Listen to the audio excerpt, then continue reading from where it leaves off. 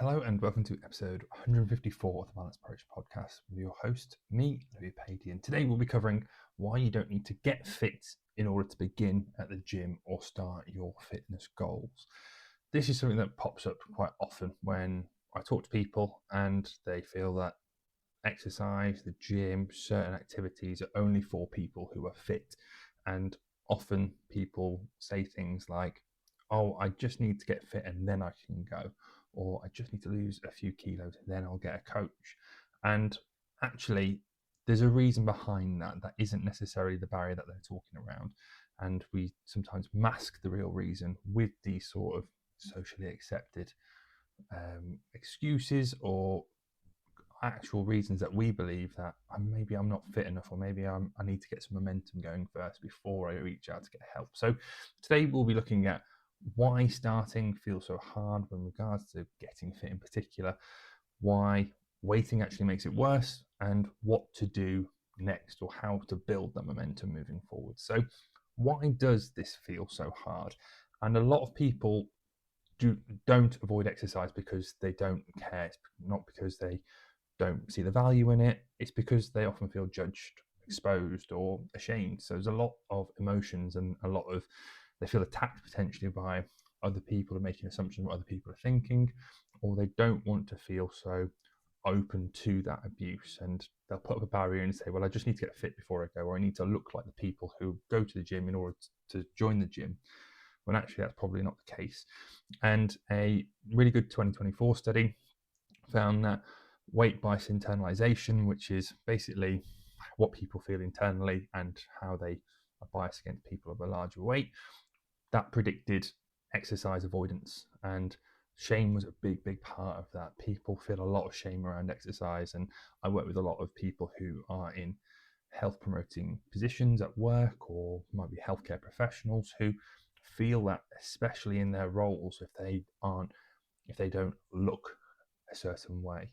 And actually that shame doesn't really lead to anywhere positive. It doesn't really help us, and actually makes us worse and makes us avoid things that actually could benefit us moving forward. So the barrier is often emotional, not necessarily a physical thing, especially when it comes to things like exercise. So why does waiting backfire? Well, waiting until you feel fit just keeps you stuck at the same start line. You are there pondering, waiting, and often that waiting just builds up the expectation and builds up the anxiety of taking action, and it makes it feel much bigger than it needs to be, and almost starts feeling like a bit of a threat, so we avoid it actively, when actually we avoid so many benefits from taking action. And we'll talk about it in a second, but maybe just taking a small step forward could really show us that it's not that big, but also allow us to get the other benefits from exercise. We know that exercise is good for us. We know that avoiding things around activity and movement is probably not going to be beneficial for our health, but also things like our mood, our sleep, our confidence in general, our social health, our mental health. All these things would benefit if we can just get past this barrier. So what can you do to get past it? And this is probably the important thing that you need to tweak. And it's probably something that you've heard me say before, but it is so important. Start with something that feels almost too easy. People often set the barrier far too high to entry, and they will say, right, if I'm going to join a gym, I need to go there 5 days a week and use it for an hour and a half at a time, which is a big ask, especially from someone who is new to exercise. And some people manage it. Some people do it and they feel absolutely battered and don't particularly enjoy it, therefore they avoid it for longer and further. But actually, I'd probably say you're best off just going to the gym and spending 5 minutes on the treadmill walking, or going to the gym and stretching in the corner, and that's it for 5 minutes. Or not, maybe not even going to the gym, maybe starting with 5 minutes of exercise at home, or if you want to get into walking, going for a 2 minute walk down the road. And you might say, well, 2 minutes isn't going to give me any benefit. But it's not necessarily about the time duration, because we can work on that. We can work on the intensity. What we're trying to do is get past that almost paralysis by over-analysis, and that paralysis to get going, to start to even take action. We're not allowing you to talk out, because if I say to you, well, I want to go for a 2 minute walk 3 times a week, you go, well, of course I can do that. It's easy. That's too easy. I want something harder, because we've almost been taught that exercise, in order to be effective, needs to be tough, needs to be suffering, needs to be something that's grueling. Actually, to get the benefits, we just need to turn up often to things that we enjoy. That's a really big part of it that we'll talk about in a second. And often having something that's shorter, less structured, that has less asking of you, allows you to build up that confidence than me saying that you need to go for long periods of time and it's really, really regimented. Because if you miss that regimented element, that almost builds up that all or nothing mentality in people. When actually us saying, right, let's have these small little pockets of movement snacks throughout the week. What sort of things could we do, or what things could you enjoy, or even just starting with things that you might not hate, because people have past experiences or things that they probably won't enjoy and they don't feel like they're going to enjoy. So let's start with things of, right, what sort of things would you be curious to try out, and what do you see yourself doing regularly?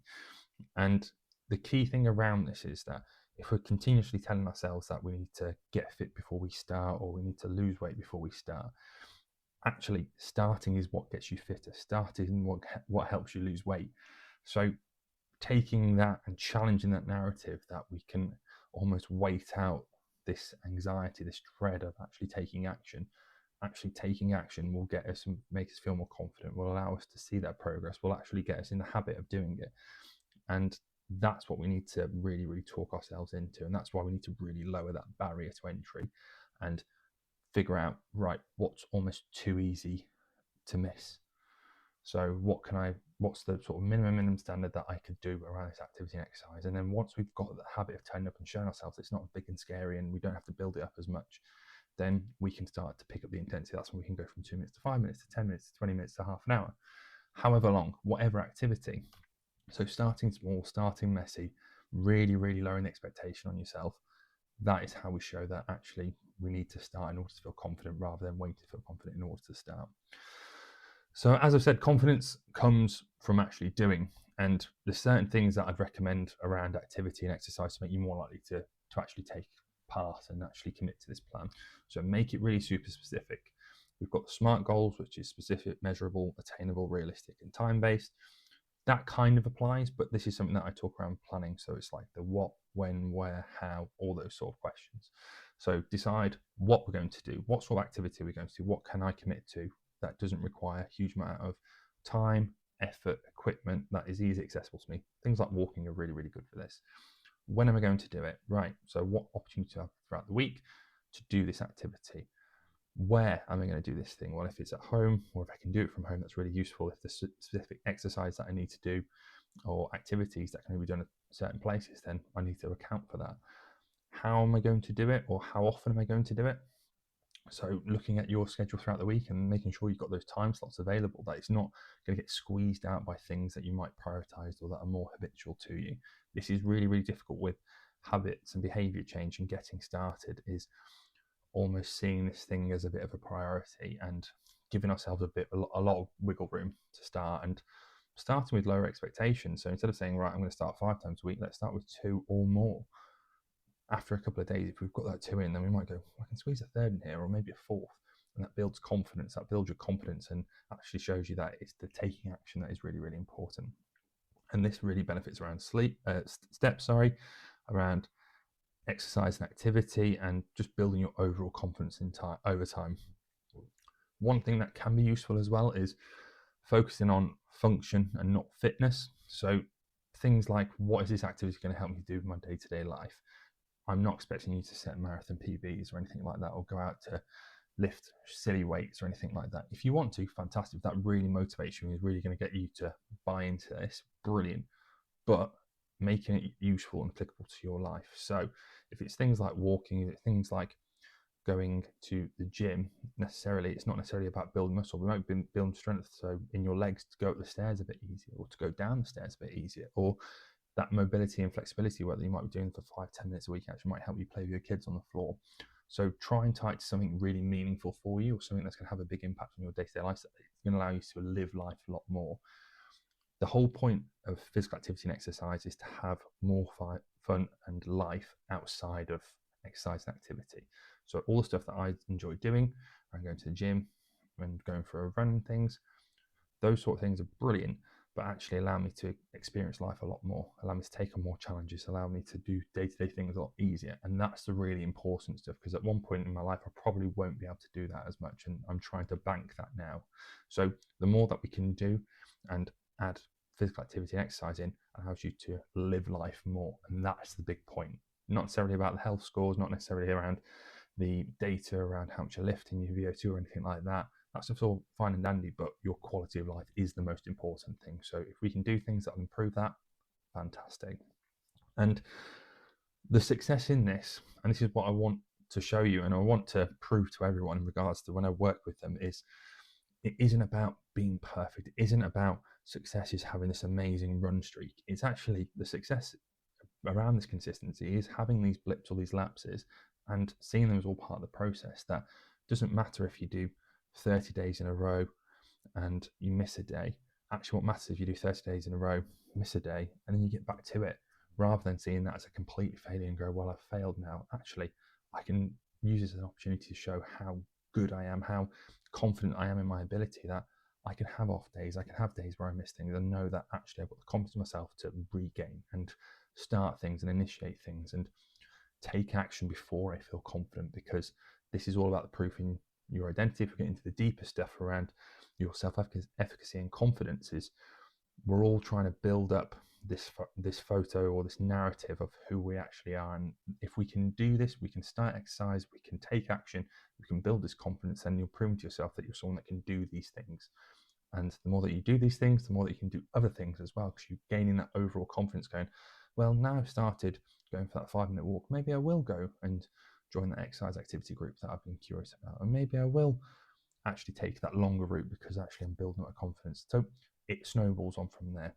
It doesn't have to be perfect, but it allows us to show that we can build these habits long term, because often people I work with hold on to those negative experiences around weight loss activity where they feel like that example, one example will show them that they are incapable of doing things. But actually, I challenge them and call them out and going, well, yes, that might be one example, but we've got all these other examples of in work, in life, in previous weight loss success that you are capable. So maybe we don't hold on to that negative experience so much, and actually we build up and show ourselves that actually we are capable of doing these things. Yes, there are moments when we don't quite make it, or that we lapse, or that we struggle and don't quite get the results that we want, or turn up as much as we want. But having the confidence in ourselves to go, actually, I know I can do this. So that builds us and keeps us going. So that was a quick whiz round on how you'd have to stop waiting to get fit in order to join the gym or start that activity, hopefully. So key messages to take away. You are not too unfit to start. You don't need to wait to get fit in order to join that activity group, to join that walk group or whatever. The real issue is around shame, it's around fear, it's around judgment, it's around low confidence in yourself. And these change from doing instead of just waiting there, waiting for confidence to come. Like I said, a small repeatable movement is enough to start building identity of someone who actually does this, who's someone who moves, someone who enjoys activity. And that's what we're trying to build a picture of over time by turning up. And this week, I think it'd be a really good opportunity to, if you're struggling with this, to sit down and pick one movement and deciding when you're going to do it, where you're going to do it, how you're going to do it, what you're actually going to do, just for 5-10 minutes. And put it in your diary, schedule it in, and make it so easy it's almost too easy to miss. And that's when we're going to build the confidence of showing up and actually believing ourselves that actually I just need to start rather than waiting. Like I said, we don't need to, the goal isn't to prove that you are super fit from the get-go. There isn't a challenge to sit down and go, right, I'm going to test myself from the get-go and almost use an opportunity to beat yourself up. The goal is to show that you can just start things, that you can take action before you feel confident, because confidence follows from that. So hopefully that's been an enjoyable listen to you. If you are struggling with these sort of things or want help in learning about these sort of aspects around behavior change, around getting active, around building up your fitness capacity, or you have a specific fitness goal that you want to achieve, then this is sort of things that I help and support people with, as you probably so. And these sort of things, that conversations I'll have with people during my coaching conversations, and especially around losing weight and getting healthier. So check the link in the show notes for my freebies that I have, my 5-day recipe book with or calorie calculating delicious recipes, there's a calorie calculator on there which talks to you or shows you what calories and what protein goals you should have for your specific goal, but also the calories and proteins per meal, depending on what you want to do. But also reach out to me on social media. I am at Louis Padian Nutrition, which is at LOUISPADIAN Nutrition on TikTok, Instagram, Facebook, YouTube. And if you need support with anything, just drop me a DM and we can chat about how some support can get you where you want to be. But for now, thank you very much for listening, and I'll catch you on the next episode.